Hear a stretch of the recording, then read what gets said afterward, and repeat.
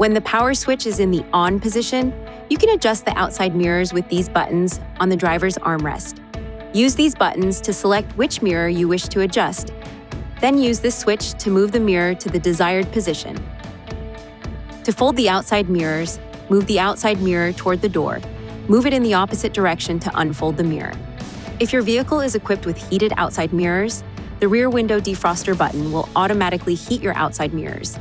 If your vehicle is equipped with the reverse tilt-down feature, one or both of the outside mirrors will turn downward to provide better rear visibility close to the vehicle when you are backing up. To use, push the power switch to the on position and select the left or right outside mirror. Shift to reverse, and one or both of the outside mirrors will turn downward. You can then use the mirror adjustment switch to adjust the selected mirror's tilt-down position. The mirror will return to this position the next time the tilt-down feature is activated. The mirror surfaces will return to their original position when the vehicle is shifted to any position other than reverse, the selected mirror is deselected, or the power switch is placed in the off position. When neither mirror is selected, the reverse tilt-down feature will be disabled. Please see your owner's manual for important safety information, system limitations, and additional operating and feature information.